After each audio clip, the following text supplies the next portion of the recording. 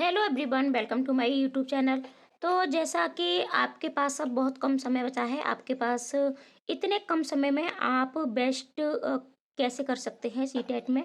तो आज का हमारा टॉपिक है कि सीडीपी में पूरे 30 में से हम 28 या फिर 27 नंबर कैसे लेकर के आए। ठीक है, 30 में से आपको 28 और 27 नंबर लेकर के आने हैं। तो इसके लिए आपको क्या स्ट्रेटजी अपनानी है, यकीन मानिएगा वीडियो आप लास्ट तक अवश्य देखना। अगर मैं जो आपको ट्रिक और टिप्स बता रही हूँ, अगर आप उनको फॉलो करोगे तो आपकी सीडीपी में 28 और 27 नंबर अवश्य आएंगे।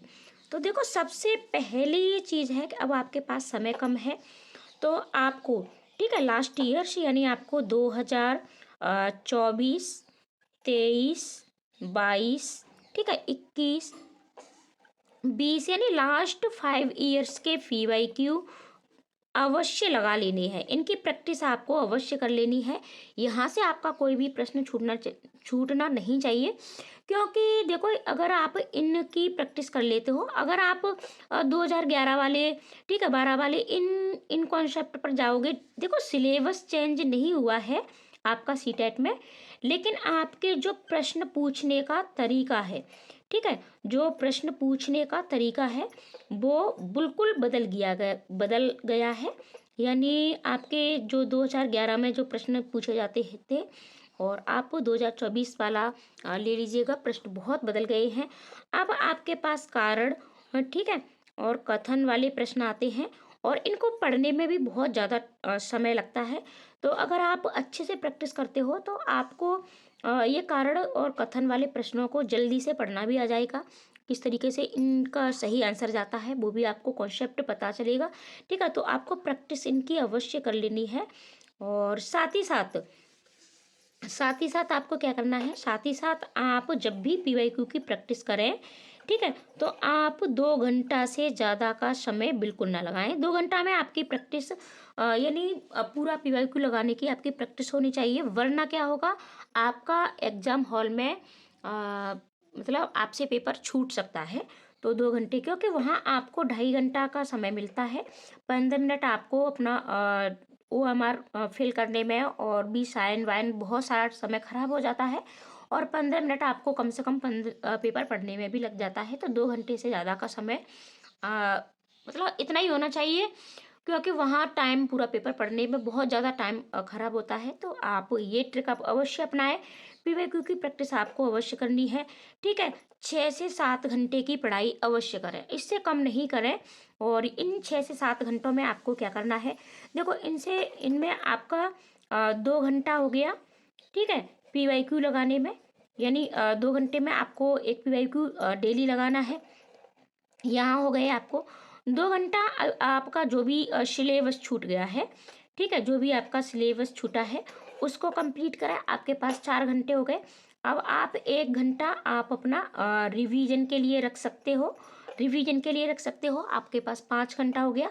और 1 घंटा, 1 घंटे में जो भी आपका वीक सब्जेक्ट है, ठीक है, यानी जो भी आपका वीक सब्जेक्ट है उस को देख लीजिएगा। जब भी पीवाईक्यू लगाए तो यहाँ जो भी प्रश्न आपसे नहीं आ रहा है, किस टॉपिक से नहीं आ रहा है, वो भी यहाँ आप रख सकते हो। तो इस तरीके से पढ़िएगा, आपकी अवश्य पकड़ बनेगी। ठीक है, ये हो गया। अब आपको इसके अंतर्गत आपको पढ़ना क्या है, तो सबसे पहले आपको सीडीपी इम्पोर्टेंट टॉपिक, ठीक है, जो भी आपके इम्पोर्टेंट टॉपिक हैं उस पर वीडियो दी जा चुकी है, प्लेलिस्ट में जाइए और उसको अवश्य देख लीजिएगा। जैसे कि आपको क्या पढ़ना है, आपको जीन पियाजे, ठीक है, जीन पियाजे, कोहल वर्ग, ठीक है, और साथ ही साथ आपके वाइगोस्की, ठीक है, वाइगोस्की, ये तीनों आपको अवश्य पढ़ने हैं। लेकिन आपने इनके कॉन्सेप्ट को बहुत अच्छे से पढ़ लिया है। ठीक है, आपने जीन पियाजे को भी पढ़ लिया है, कोहल वर्ग को भी पढ़ लिया है, वाइगोस्की को भी पढ़ लिया है। लेकिन इनसे एग्जाम हॉल में प्रश्न कैसे पूछे जाते हैं, ठीक है, क्वेश्चन कैसे बनते हैं, ये आपको पता होना चाहिए। तो ज़्यादा से ज़्यादा आप जीन पियाजे, कोहल वर्ग और वाइगोस्की की प्रश्नों की प्रैक्टिस करिएगा। यूट्यूब पे बहुत ये सभी मिल जाते हैं। और अगर आप हमारे साथ करना चाहते हो तो इस वीडियो यानी इस चैनल पर तो नहीं मिलेंगे आपको, लेकिन आपको वंदना अकेडमी, ठीक है, और ठीक है, वंदना अकेडमी चैनल पर आपको हमारी ये सारी प्रैक्टिस है आपको मिल जाएंगी, तो वहाँ जा कर के आप कर सकते हो, वरना आप जहाँ से आपको ठीक लगे आप वहाँ से करिएगा, लेकिन आपको इन तीनों पर ज़्यादा से ज़्यादा प्रैक्टिस कर लेनी है। आपको आरटीई एक्ट 2009 पढ़ना है, ठीक है, आपको आरटीई एक्ट 2009 अवश्य पढ़ना है, और आपको एनईपी 2020 भी अवश्य पढ़नी है। ये आपके कॉन्सेप्ट हैं, जैसे आपकी समावेशी शिक्षा है, और समावेशी शिक्षा के साथ साथ आपका जेंडर से प्रश्न आपका अवश्य बनता है। आप इम्पोर्टेंट टॉपिक वाली वीडियो को अवश्य देखिएगा। साथ ही साथ आपको टैग वर्ड्स, देखो सीडीपी के टैग वर्ड्स आपको अवश्य आने चाहिए। अगर आपने टैग वर्ड्स नहीं सीखे हैं तो आप प्रश्न आपका गलत हो सकता है, तो टैग वर्ड्स की भी वीडियो आप अवश्य देखिएगा। टैग वर्ड्स में आपको नेगेटिव और पॉजिटिव, ठीक है, ये अवश्य आने चाहिए। नेगेटिव में आपको बच्चे को दंड नहीं देना है, ठीक है, नेगेटिव में आपको क्या है कि आपको बच्चे को देखो दंड नहीं देना है, आप क्लास से बाहर नहीं कर सकते हो बच्चे को, और आप बच्चे का अपमान नहीं कर सकते हो, आप मार नहीं सकते हो, पीट नहीं सकते हो, ठीक है। आपको बच्चे को निष्क्रिय नहीं रखना है, यहाँ निष्क्रिय, अब यहाँ निष्क्रिय नहीं रखना है तो यहाँ आपको पॉजिटिव में सक्रिय रखना होगा, और बच्चे में को समानता के अवसर, ये सारी चीज़ें हैं। तो आप इसके लिए टैग वर्ड्स की वीडियो अवश्य देख लें, प्लेलिस्ट में जा करके टैग वर्ड्स सभी सब्जेक्टों के अवश्य सीख लें, ठीक है।